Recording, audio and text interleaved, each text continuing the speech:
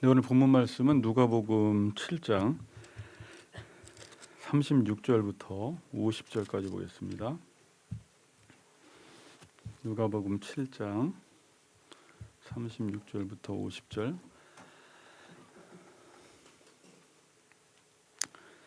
우리 이정민 집사님 목소리를 들어야 되는데 제가 하겠습니다. 네. 제가 봉독합니다. 한 바리새인이 예수께 자기와 함께 잡수시기를 청하니 이에 바리새인의 집에 들어가 앉으셨을 때에 그 동네에 죄를 지은 한 여자가 있어 예수께서 바리새인의 집에 앉아 계심을 알고 향유 담은 옥합을 가지고 와서 예수의 뒤로 그 발 곁에 서서 울며 눈물로 그 발을 적시고 자기 머리털로 닦고 그 발에 입맞추고 향유를 부으니 예수를 청한 바리새인이 그것을 보고 마음에 이르되 이 사람이 만일 선지자라면 자기를 만지는 이 여자가 누구며 어떠한 자 곧 죄인인 줄 알았으리라 하거늘 예수께서 대답하여 이르시되 시몬아 내가 네게 이를 말이 있다 하시니 그가 이르되 선생님 말씀하소서. 이르시되 빚주는 사람에게 빚진 자가 둘이 있어 하나는 500데나리온을 졌고 하나는 50데나리온을 졌는데 갚을 것이 없으므로 둘 다 탕감하여 주었으니 둘 중에 누가 그를 더 사랑하겠느냐. 시몬이 대답하여 이르되 내 생각에는 많이 탕감함을 받은 자니이다. 이르되 내 판단이 옳다 하시고 그 여자를 돌아보시며 시몬에게 이르시되 이 여자를 보느냐. 내가 내 집에 들어올 때 너는 내게 발 씻을 물도 주지 아니하였으되 이 여자는 눈물로 내 발을 적시고 그 머리털로 닦았으며 너는 내게 입맞추지 아니하였으되 그는 내가 들어올 때부터 내 발에 입맞추기를 그치지 아니하였으며 너는 내 머리에 감람유도 붓지 아니하였으되 그는 향유를 내 발에 부었느니라. 이러므로 내가 내게 말하노니 그의 많은 죄가 사하여 줬도다. 이는 그의 사랑함이 많음이라. 사함을 받은 일이 적은 자는 적게 사랑하느니라. 이에 여자에게 이르시되 내 죄 사함을 받았느니라 하시니 함께 앉아 있는 자들이 속으로 말하되 이가 누구이기에 죄도 사하는가 하더라. 예수께서 여자에게 이르시되 내 믿음이 너를 구원하였으니 평안히 가라 하시니라. 아멘.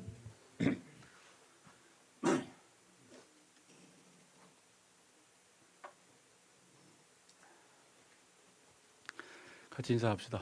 한 해를 돌아보니 모든 게 감사하네요. 이렇게 같이 인사합시다. 한 해를 돌아보니 모든 게 감사하네요. 네, 감사하십니까? 네. 아직까지 이 자리가 어색해서. 자, 그림 하나만 일단 먼저 보여주시고 이 그림을 머릿속에 염두에 두시면서 오늘 본문을 보시면 되겠습니다. 자, 이 그림은 그 당시 유대인들이 손님을 식사 자리에 초청했을 때 식탁의 모습이에요. 저렇게 비스듬히 누워서 식사를 했습니다. 어떻게 소화가 될까 싶은데 어쨌든 여러분들이 지금 예수님이 여기에 앉았다라고 했을 때는 그 단어 자체가 비스듬히 누운 것입니다. 그래서 여자가 예수님의 발 뒤로 왔을 때도 이렇게 누워 있었기 때문에 예수님의 뒤로 와서 향유를 붓고 발을 머리털로 닦을 수 있었다라는 걸 염두에 두시면서 말씀을 들었으면 좋겠습니다. 자, 오늘 본문은 세 명의 등장 인물이 나옵니다. 예수님이 나오고요. 그다음에 시몬이라는 바리새인이 나오고 이 여자는 이름은 없어요. 그냥 죄를 지은 한 여자가 나옵니다. 그리고 49절에 보니까 앉아 있는 무리들이 나옵니다. 이게 이제 등장 인물입니다. 이야기가 어떻게 전개되는지 한번 같이 좀 살펴보도록 합시다. 36절을 한번 읽어보겠습니다. 36절 같이 읽겠습니다. 시작.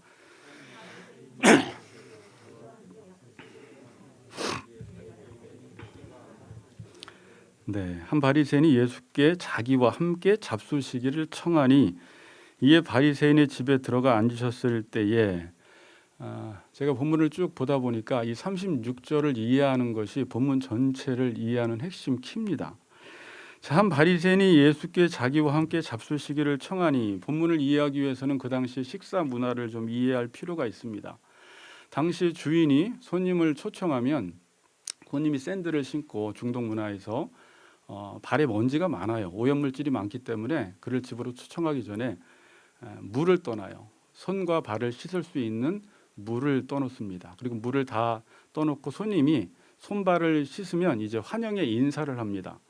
중동에서 환영의 인사를 제가 어떻게 하는지 찾아보았는데 오늘 사진은 갖고 오지 않았는데 여기서는 이제 키스를 한다고 이야기하는데 정말 입술과 입술에 키스를 하기보다는 서로 볼을 어금맡기면서 이렇게 인사를 합니다.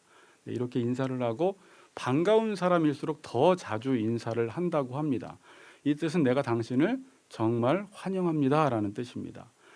그리고 오다가 이제 머리에 먼지가 뿌옇게 앉아 있기 때문에 그 당시에 감람류, 올리브유를 그 사람의 머리에 발라줘요.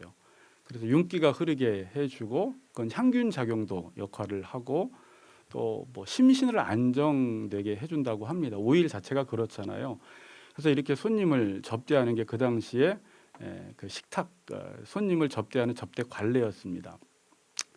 근데 특별히 이제 VIP 손님, 귀빈을 대접했을 때는 특별히 이렇게 한다고 합니다. 귀빈을 대접하고 나서 귀빈과만 식사를 하는 것이 아니라 거기 있는 동네 모든 사람들을 집에 초청을 해서 귀빈과 대화하는 그 대화를 들을 수 있도록 해준다고 합니다. 그래서 지금 바리새인과 예수님이 하는 대화를 누가 들을 수 있냐면 마을에서 초청된 뭐 장로들도 있을 테고 또 다른 바리새인도 있을 테고 마을 주민들이 이야기를 다 들을 수 있도록 해주는 것입니다. 그리고 한쪽 구석에는 누구를 위한 자리가 있냐면 죄인들을 위한 자리가 있습니다. 죄인들을 위한 자리. 오늘 이 여인이 예수님이 앉아 계심을 봤다라는 것은 어디 문 밖에 멀리서 예수님을 본 것이 아니라 거기에 죄인들을 초청한 그 자리에 있었던 것이에요. 그 죄인들을 초청한 이유는 내가 이 죄인들을 초청하면서까지 나는 호의를 베푸는 사람이다라는 것을 약간 과시하기 위해서 사람들에게 알리기 위해서 죄인들을 위한 자리를 마련해 놓았다고 합니다. 그 당시 예수님을 지금 랍비로 그러니까 예수님이 지금 랍비 행세를 하고 있잖아요. 말씀을 가르치고 있어요. 그래서 그 당시 학자들도 이때가 언제였는가라는 것은 정확히는 알지 못하지만 추측을 해요. 예수님이 아마도 회당에서 말씀을 가르치신 이후에 그를 집으로 초청했다라는 거예요. 그래서 오늘 본문에 보면 선생님이라고 부릅니다. 랍비라고 불렀지만 실제로 바리새인들은 예수님을 랍비로 인정하지는 않았어요. 그렇게 귀빈으로 초청해서 예수님과 바리새인이 대화를 하고 있고 모든 마을 사람들이 그 대화를 듣고 있고 이 죄를 지은 한 여인도 한쪽 구석에서 이 장면을 지금 지켜보고 있으면서 어떤 대화가 오가는지를 지금 다 듣고 있는 상황입니다. 한 바리새인이 예수께 자기와 함께 잡수시기를 청하니, 자, 이 말이 바리새인과 예수님과의 관계가 어떠한지 안다면 그렇게 자연스러운 말이 아니라는 걸 알 수가 있어요. 바리새인이 예수님을 집에 청해서 식사 대접을 할 리가 없습니다. 왜냐하면 그 당시에는 유대교 분파 중에 여러 분파가 있었지만 바리새인들은 예수님에 대해서 특히 적대적이었어요. 왜 적대적일 수밖에 없었냐면 쉬운 말로 예수님이 바리새인들이 행하는 모든 행위나 말들에 있어서 사사건건 시비를 거셨어요. 그리고 그들이 하는 행위를 인정해 주지 않았습니다. 그리고 그들이 정말 잘 지키는 전통들을 예수님은 의도적으로 무시하는 삶을 살았어요. 그리고 랍비 같지 않은 랍비가 말씀을 전하면 서기관과 바리새인과 같지 않고 그 예수님의 말씀이 권세 있는 자와 같아서 사람들이 바리새인의 말은 잘 듣지 않지만 예수님의 말에 그렇게 열광을 하고 호응을 하고 예수님을 따라다니니까 시기했겠죠. 둘 사이가 별로 좋지 않는데 오늘 바리새인이 예수님을 식사 자리에 그럼 초청한 이유가 무엇일 것 같아요, 여러분? 여러분 경우를 한번 생각해 보세요. 내가 어떤 사람이 싫어. 그럼 싫으면 안 만나면 되잖아요. 그런데 이 사람을 한번 망신 주고 싶어. 골탕을 먹이고 싶어요.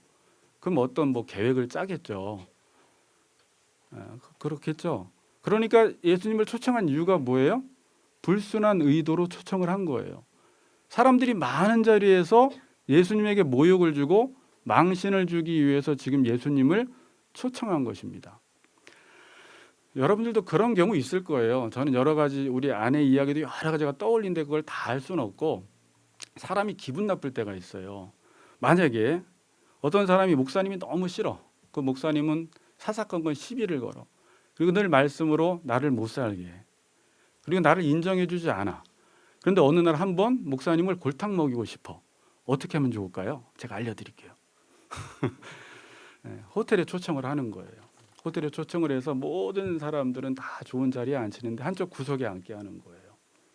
그리고 모든 사람들은 웨이터가 서빙을 하는데 저쪽은 주방 아줌마가 직접 나와서 서빙을 하게 하는 거고, 이쪽은 다 스테이크를 주는데 그쪽에는 싸구려 음식을 하나 주는 겁니다. 목사님이라고 부르면서 목사님 대접을 안 하는 거죠. 예수님, 랍비, 선생님, 자칭 선지자라고 지금 하니까 선지자였으면 이 여인이 죄인인 줄 알았을 텐데라고 하면서 선생님이라고 부르지만 전혀 지금 바리새인은 선생님 대우를 해주지 않는 것입니다. 그러면서 예수님을 공개적인 자리에서 지금 망신을 주고 부끄럽게 하기 위해서 예수님을 초청한 거예요. 그 동네에 죄를 지은 한 여자가 있어 예수께서 바리새인의 집에 앉아 계심을 알고 향유 담은 옥합을 가지고 와서, 갑자기 이제 본문이 그 동네에 죄를 지은 한 여자에게 초점을 맞춥니다. 그러니까 여자 이름도 모르겠어요. 동네 한 죄를 지은 여자라고 했을 때 이건 다 추측을 해요. 주석에도 보면, 학자들도 보면 일반적으로 그 당시에 죄를 지은 여자라고 했을 때는 그냥 몸을 파는 여자로 보고 있습니다. 일반적으로. 그 몸을 파는 여자가, 죄를 지은 여자가 한쪽 구석에 앉아 있었다라는 거예요. 그런데 37절에서는 이 여자가 있어 예수께서 바리새인의 집에 앉아 계심을 알고 향유 담은 옥합을 가지고 와서, 38절 어떤 행동을 했는지 누가가 아주 자세히 기록하는데 이 본문이 오늘 중요해요. 그리고 이 본문이 이따가 다시 클로즈업 시켜서 자세하게 누가가 또 기록을 합니다. 38절을 같이 한번 읽어보겠습니다. 38절 시작.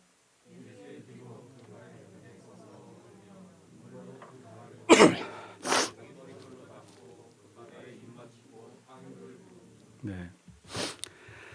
이 여자가 하는 행동이 어떤 행동이에요, 여러분? 아까 제가 처음에 주인이 손님을 초청해 놓고 했던 행동들 있죠.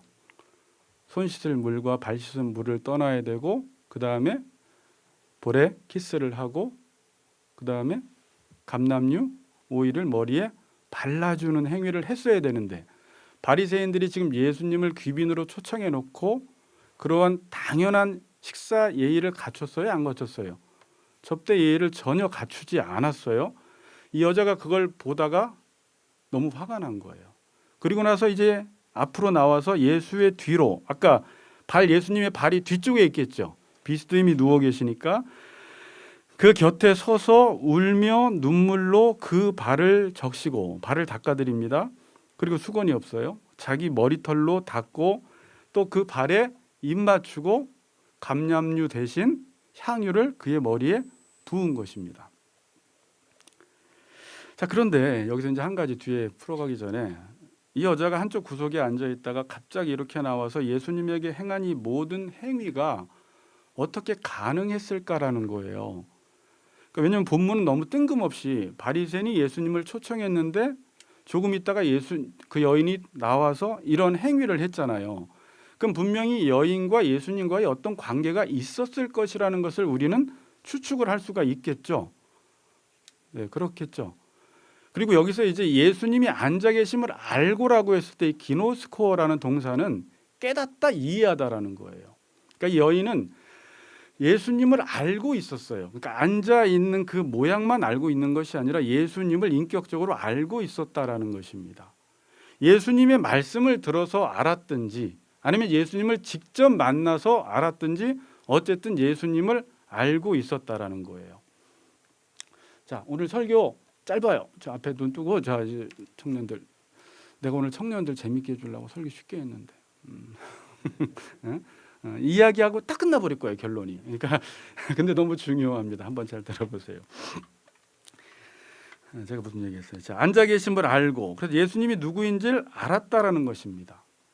그러니까 그 사전에 분명히 여인은 예수님을 만나서 직접 만났든지 예수님의 말씀을 듣고 알았든지 어쨌든 예수님을 알았고, 예수님을 알았다라는 것은 예수님이 이 땅에 오신 목적이 뭐였어요? 특별히 누가복음에는 소외된 자, 가난한 자에게 복음을 증거하러 오신 거예요. 눌린 자, 포로된 자에게 자유를 선포하러 오셨고, 이 전에도 수많은 병자들을 고치셨고 귀신을 내어 쫓으셨습니다. 그런데 이 여인은 평생 자기는 버림받은 여자, 그 당시에 율법에 정한 바로는 죄인으로 낙인 찍힌 여자였어요. 그래서 이름도 없어요. 한 죄를 지은 여자였어요. 삶에 대한 소망도 없었어요. 공동체와 함께할 수도 없었어요. 식사 자리에 초청받아도 한쪽 구석에 있을 수밖에 없는 여인이었어요. 근데 어느 날 예수님께 복음을 듣고 어떻게 보면 자유를 선언받았어요. 정말 복음을 듣고 기뻐했어요.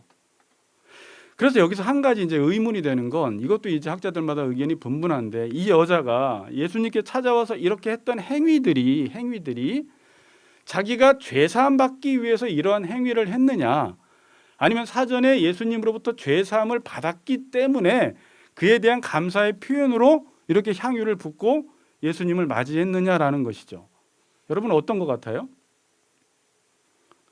뒤에 읽다 보면 네 죄사함을 받았느니라 라는 말씀이 있죠. 네, 그래서 문장은 똑같아요. 이 문장은 예수님이 자주 쓰는 문장이에요. 특별히 마가복음 2장의 중풍병자에게 내 죄사함을 받았느니라 라고 말씀하십니다. 근데 똑같은 죄사함을 받았느니라 라고 번역이 되었지만 지금 이 여인에게는 완료형 시제가 쓰여졌어요. 뭐라고요? 완료형. 그리고 마가복음 2장에서 누가복음에게는 완료형이 아니라 현재 시제가 쓰여졌어요. 그러니까 지금 네가 죄를 사함받고 있다라고 이야기한 거고, 중풍병자에게는, 이 여인에게는 이미 네 죄가 이전에 사함을 받았다라는 것이죠. 그렇게 추측해 봤을 때 이 여인은 지금 이전에 예수님을 알았고 예수님으로부터 복음을 들고 죄사함을 받고 이 죄사함에 대한 감격과 기쁨 가운데 멀찍이나마 주님을 보기 위해서 한쪽 구석에 앉아 있다가 예수님이 지금 이들로부터 완전히 무시를 당하는 거예요. 이 여자가 이 안에서 이제 엄청난 분노가 일어나는 거예요. 화가 나는 거예요. 이 모습을 보고 있을 수가 없는 거예요. 그러한 가운데 지금 발생된 사건이 오늘 본문이에요.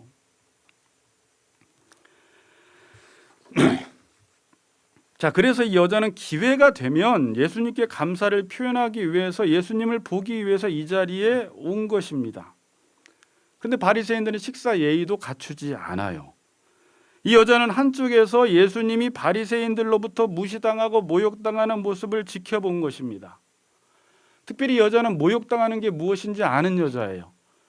몸을 파는 여자들이 모욕당하는 게 무엇인지 알죠. 평생 모욕을 당하며 수치를 당하며 살았던 여자예요.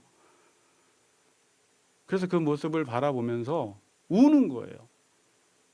울분을 토하는 거예요. 그 모습을 보는 게 너무 고통스러웠어요. 위선자인 바리새인들로부터 예수님이 무시당하는 게 너무나 마음이 아팠던 거예요.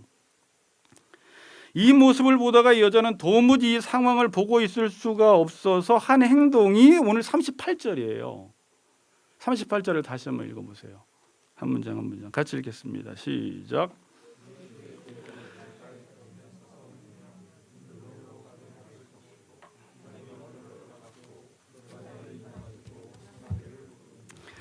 네, 제가 여기서 이걸 자세하게 다 찾아봤어요. 물로 닦아야 할 발을 울며 눈물로 그 발을 적시고요.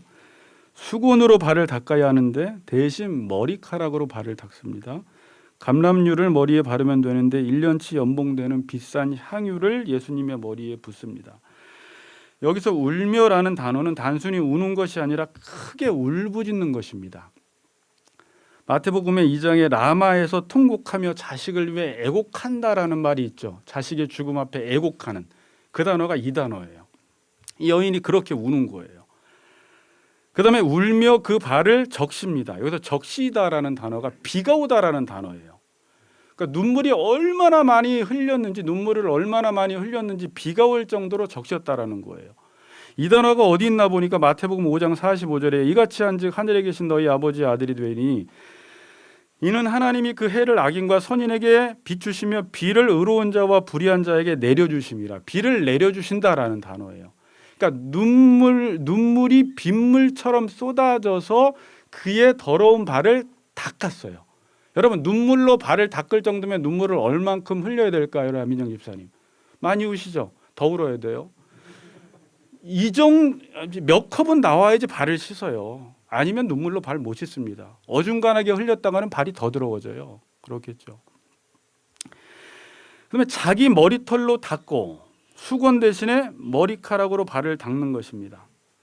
자, 이 당시에 이렇게 여인이 머리를 풀어헤치고 슉슉 하는 게 현대 우리 여성들에게는 자연스러운 것이지만 그게 어떤 의미가 있었냐면, 여러분 중동 여자들은 수건으로 특히 머리를 가려요. 그리고 몸 전체도 가리려고 해요. 발도 가릴 수 있으면 가리면 좋겠지만 잘 못 가리죠. 그래서 그들이 노출되는 부분은 머리, 목소리, 발이었어요. 자, 미슈나 문헌에 보면 이런 글이 있어요. 남자가 여자와 이혼해도 좋은 세 가지 경우가 있는데, 여자분들 너무 기분 나쁘게 듣지 마세요. 그때 그랬다는 거예요. 여자가 머리를 묶지 않고 밖에 나가면 이혼해도 좋다. 여자가 거리를 돌아다니면 이혼해도 좋다. 외간 남자와 말을 나누면 이혼해도 좋다. 어머, 다 이혼해도 좋다라는 거네요. 여자가 머리를 묶고 다니지 않는 것은 외간 남자와 목욕하는 것과 같다라는 거예요. 그러니까 그 당시에는 어떤 개념을 갖고 있었냐? 여자 몸을 가렸어야 돼요. 최대한. 근데 머리도 가려야 되고 수건으로 온 몸도 가려야 돼요. 중동 여자처럼. 근데 머리는 가릴 수 없고 목소리는 가릴 수 없고 발은 가릴 수 없기 때문에 이 신체 부위가 노출이 되면 성적인 자극을 남자들에게 준다는 거예요. 그래서 머리를 풀고 다니는 건 남자와 목욕하는 것과 다름이 없다라고 지금 말을 하는 것입니다. 지금은 자기의 몸을 노출하는 걸 뭐라고 이야기해요? 섹시하다고 이야기하지만 이 당시엔 정말 수치스럽고 부끄러운 행동이었어요. 더군다나 여자가 머리를 풀어헤친다, 이거는 상상하지도 못하는 일이었어요. 근데 이 여자가 지금 어떻게 하는 거예요? 그 뒤로 와서 머리를 풀어헤쳐서 발을 닦아주고 있어요. 사람들이 뭐라고 했을까요? 이 여인을, 아까 그런 자리에서 여인이 예수님의 뒤에 와서 그런 행위를 하는 걸 보면서 어떻게 봤을 것 같아요? 바리새인들이 저 여자가 또 본색을 드러내는군, 저 여자가 또 불경건한 행동을 하는군. 그러니까 여인이 뭐예요? 그걸 몰랐을까요? 사람들이 그런 따가운 시선으로 자기를 어떻게 쳐다볼지를 알았음에도 불구하고 예수님으로부터 죄사함을 받은 기쁨이 있고 예수님이 누구인지를 이 여인은 알아요. 예수님을 어떻게 접대해 드려야 하는지 알아요. 더 나아가서 정말 하나님의 아들이시구나라고까지 인식했는지도 몰라요. 그런데 바리새인들이 예수님을 초청해 놓고 완전히 뭉개버리는 거예요. 그분을 부끄럽게 만드는 거예요. 망신을 줘버리는 거예요. 뒤에 앉아있다가 이 여인이 할 수 있는 게 없었어요. 지위라도 있고 장로라도 되고 자기가 다른 바리새인들이라면 당신들 지금 랍비인 예수님을 모셔놓고 뭐하고 있는 짓이에요? 이렇게 소리라도 질렀지만 이 여인은 그렇게 할 수 있는 형편이 아니에요. 죄인이었어요. 사람들과 가까이 접촉해서도 안 돼요. 그 다음에 이런 말을 할 수도 없어요. 수많은 유력자들과 바리새인들이 있었습니다. 말도 붙일 수 없었어요. 그래서 조용히 나온 거예요. 조용히 나와서 그 마음속에 여러분 얼마나 주님을 향한 사랑과 주님이 이들로부터 수치당하는 그 모습이 얼마나 고통스러웠으면 제가 이 마음이 헤아려지지가 잘 않아요. 아직까지도. 눈물을 그렇게 많이 흘려서 발을 닦고 머리를 풀어 헤치면 사람들이 자신을 어떻게 쳐다볼지 알면서도 머리를 풀어 헤쳐서 예수님의 발을 닦고 자기가 준비해온 기회만 되면 아마 1년치 연봉이 되는 지금 2천, 3천, 4천만 원 정도가 값이 나가는 그 향유를 예수님에게 통째로 부어버린 거예요. 그리고 나서 이 여자가 또 아까 입을 맞췄어요. 머리로 풀어서 발을 닦고 입을 맞추는데 보통 입을 맞춰야 되는데 이 여자는 지금 어디다 입을 맞춰요? 발에다 입을 맞춰요. 그 당시 발이 상징하는 것은 가장 낮고 천한 것입니다. 팔레스타인 지역에서 먼지가 묻고 오염이 묻어 있는데 거기에 지금 입을 맞추고 있는 거예요. 나는 예수님을 존경합니다. 사랑합니다. 최고의 예의를 갖추는 거예요. 그러니까 그 당시에 신하가 왕에게 입을 맞춘다라는 것은 겸손의 표시이고 복종의 표시예요. 난 주님께 복종하겠습니다라는 의미예요. 그리고 마지막으로 그 향유를, 그 비싼 향유를 예수님의 머리에 부어버린 것입니다. 자, 지금 누가는 바리새인이 예수님을 어떻게 대하는지, 죄를 지은 한 여자가 예수님을 어떻게 대하는지를 철저히 비교하고 있어요. 지금 본문에서 어떻게 바리새인과 이 죄를 지은 한 여자는 예수님에 대해서 이러한 차이를 보일 수 있을까? 그걸 빚진 자의 비유를 통해서 지금 설명을 하고 있는 것입니다. 어떻게 똑같은 예수님 앞에 바리새인들은 예수님을 저렇게 수치스럽게 하고 한 여인은 사람들로부터는 죄를 지은 한 여자로 낙인 찍혔지만 예수님에 대해서 이렇게 헌신될 수 있을까?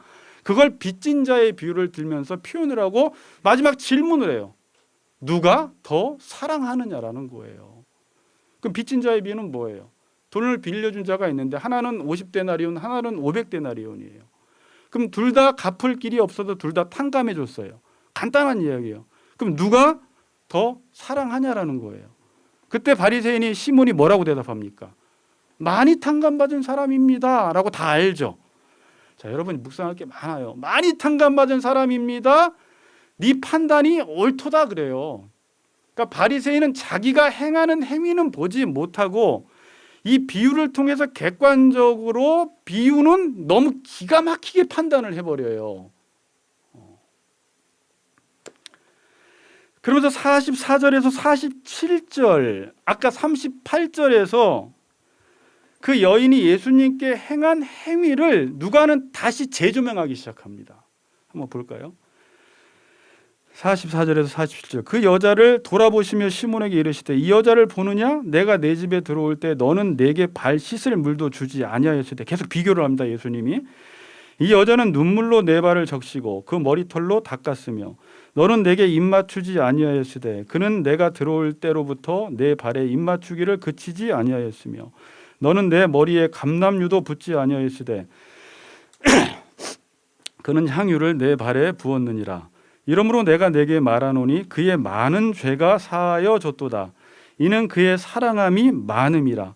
사함을 받은 일이 적은 자에게는 적은 자는 적게 사랑하느니라. 바리새인은 주님이 들어올 때 발 씻을 물도 주지 않고 이 여자는 내 눈물로 발을 적시고 그 머리털로 닦았고 너는 내게 입맞추지 않았는데 이 여자는 내가 들어올 때부터 내 발에 입맞추기를 그치지 아니했고 너는 내 머리에 감람유도 붓지 아니하였으되 그는 향유를 내 발에 부었다라는 것입니다. 이 둘 중에 누가 더 사랑하냐라고 지금 묻고 있습니다. 자, 그럼 누가 더 사랑하는 거예요? 많이 탕감받은 자가 더 사랑하는 거죠. 자, 그럼 질문 한번 해보세요. 그럼 예수님이 어떤 사람의 죄를 사해 줄 때 어떤 사람의 죄는 많이 사해 주고 어떤 사람의 죄는 적게 사해 줍니까? 아니에요.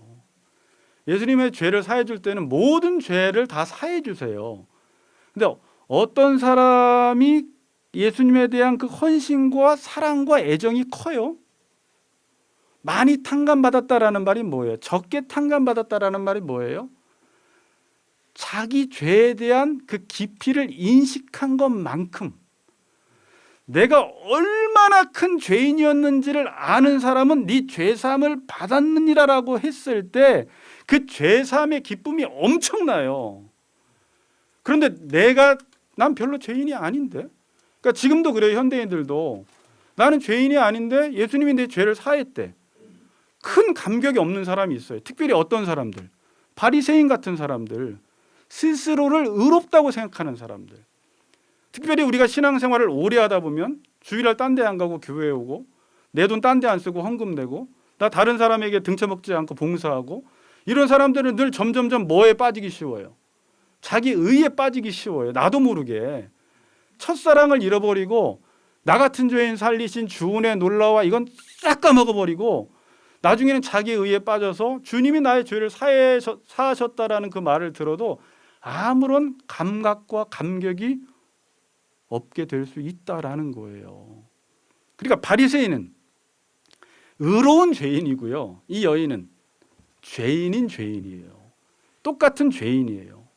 그런데 내가 많이 탕감받았다라고 생각한 사람은 그 죄사함의 기쁨이 너무 커서 주님을 향한 헌신과 열정과 사랑이 여인처럼 나타나는 것이고, 내가 별로 죄사함 받지, 하나님이 나의 죄를 사해 줬다고 생각하지만 내 죄가 뭐 그렇게 컸었나? 라고 생각하는 사람은 주님을 향하여 인색할 수밖에 없는 거예요. 드리는 게 아까운 거죠. 이 둘 중에 누가 더 예수님을 사랑하는 사람이냐라는 것입니다. 자, 마지막 비교하고 결론 짓고 마칠게요. 바리새인들은 예수님을 식사 자리에 초청한 것 같지만 이들은 주님을 사랑하는 마음이 없어요. 아니, 오히려 주님에게 모욕과 수치를 주고 싶어 하는 거예요. 가장 기본적인 예의도 지키지 않습니다. 그래서 예수님을 모욕하고 예수님에게 망신을 주고 있는 것입니다. 그러나 이 여자는 예수님과 함께 식탁의 자리에 앉지도 못하는 버림받은 죄인이지만 진정 예수님을 자신의 삶의 자리로 초청한 사람이에요. 바리새인은 예수님을 식사 자리에 초청한 것 같지만 초청하지 않았어요. 그러나 여인은 함께 앉을 수도 없는 죄인이었지만 진정 그의 헌신과 눈물로 예수님을 자기의 삶의 자리로 모셔드린 사람이라는 거예요. 결론을 맺겠습니다. 자, 오늘 감사절인데 스스로에게 한번 질문해 보세요. 어찌 보면 우리는 매주 매일매일의 삶에서 우리가 예수님을 만나요. 또 오늘도 감사절날 예수님 앞에 나왔어요. 한번 이제 물어야 되겠죠. 감사절을 너무 자주 드리다 보면, 헌금을 자주 내다 보면, 이러한 장식을 너무 많이 하다 보면 여러분 우리가 무뎌지기 시작해요. 무뎌지기 시작해요. 나는 정말 예수님을 나의 삶의 자리에 초청했는가? 교회 와도 바리새인처럼 예수님을 식탁 자리에 모셔도 예수님을 전혀 초청하지 않을 수가 있습니다. 여러분 지금 한국 교회의 모습과 저의 모습과 여러분의 모습을 한번 보세요. 우리가 바리새인처럼 하나님, 예수님, 선생님, 전능하신 하나님이라고 부를 수 있어요. 그리고 수많은 사람들이 예수님의 이름으로 교회에 모일 수 있습니다. 그리고 교회가 자신의 교회가 어떤 교회인지 과시하기 위해서 우리는 수많은 사람들에게 구제를 하고 호의를 베풀어 준다라는 것을 사람들에게 알리기 위해서 가난한 사람들, 소외된 사람들을 불러 모을 수가 있어요. 그런데 지금 저나 여러분에게 정작 주님을 향한 그 애정, 주님을 향한 헌신, 나를 처음 하나님이 부르셨을 때 그때 다짐했던 그런 사명감, 주님을 위해 내 몸을 드리겠다라고 하는 그러한 헌신된 마음과 복종된 마음이 나에게 있는지를 이 감사절 한번 우리가 물어야 돼요. 또 한 가지는 바리새인은 스스로 의롭게 생각했지만 이 죄인들을 바라볼 때는 자기는 스스로 의인의식에 빠져있기 때문에 자기의 기준으로 죄인으로 낙인 찍어버려요. 우리 그리스도인들도 잘못하면 너무 종교 생활을 열심히 하고 너무 철저히 신앙 생활을 열심히 하다가 나 같지 않은 사람에 대해서 혹시 정죄하고 있지는 않는지, 그들을 향한 애정과 긍휼히 여기는 마음이 없지 않는지를 한번 생각해 보아야 합니다. 왜 이렇게 바리새인처럼 변해갈까요? 우리가 다 끝났어요. 자, 왜 바리새인처럼 변해갈까요? 처음 주님이 우리를 부르셨을 때 그 첫 자리를 잃어버렸어요. 그 찬양이 있죠. 예전에 405장, 지금은 305장이에요. 나 같은 죄인 살리신 주 은혜 놀라워. 제가 목회를 어떻게 더 잘할까, 어떻게 우리 교회를 성장시킬까를 생각하기 이전에 처음 하나님이 나를 부르셨을 때의 그 감격과 나 같은 죄인을 하나님의 사람으로 부르셔서 하나님의 오른손에 붙들려서 쓰임받는다라는 그 감격이 회복되지 않으면, 우리가 요즘 논하는 게 뭐예요? 온라인이 맞냐 오프라인이 맞냐, 헌금을 드려야 되느냐 말아야 되느냐, 교회 건물이 있어야 되느냐 없어야 되느냐. 실은 이게 그렇게 중요한 문제가 아니에요. 뭐가 더 중요해요? 내가 주님을 향한 사랑함이 정말 나의 죄를 사해 주셔서 내 인생은 주님이 덤으로 주신 인생이고 이제 내 삶은 주님을 사랑하는 삶을 살아야 한다라는 그 마음만 우리가 회복이 된다면, 온라인을 드리건 오프라인 예배를 드리건 어떤 자리에 있든지 우리가 주님을 높여드릴 수 있고 주님을 영화롭게 할 수 있다라는 것입니다. 다시 한번 이 감사절날 우리 안에 메마른 좀 눈물이 회복됐으면 좋겠고, 또 여러분이 머리를 풀어헤쳐서 예수님의 발을 닦으란 말이 아니지만 가끔 그런 적 있잖아요. 봉사하다가 내가 이렇게 하면 사람들이 나를 어떻게 볼까? 내가 이렇게까지 하면서 봉사할 필요가 있을까? 사람의 눈을 의식해서 주님 앞에 헌신하지 못했던 모습이 있다면, 이 여인은 주변 사람들의 그 따가운 시선이 의식되는 게 아니라 오직 주님을 향한 그 사랑만 보였기 때문에 그걸 의식하지 않고 주님 앞에 자기의 삶을 드릴 수 있는 헌신이 있었던 거예요. 그리고 마지막 자신의 삶에 가장 귀한 것을 주님께 부어드릴 수 있는, 그리함으로 주님께 칭찬받는 주님을 더 사랑하는 사람이 되었다는 것입니다. 감사절날 여러분 또 조금 이따 기도하겠지만, 그리고 오늘 돌아가시면서도 다시 한번 하나님 내 안에 처음 사랑을 회복시켜달라고 기도하시고, 이 죄사함의 기쁨, 이 구원파에서만 자꾸 사용하는데 이 죄사함의 기쁨, 탕감받은 기쁨, 용서의 기쁨이 다시금 회복되어서 우리가 행하는 목회, 내가 하는 모든 봉사, 내가 주님께 행하는 모든 행위들이 자원하는 마음으로, 기쁜 마음으로 하나님께 영광이 되기를 주님의 이름으로 축복합니다. 아멘.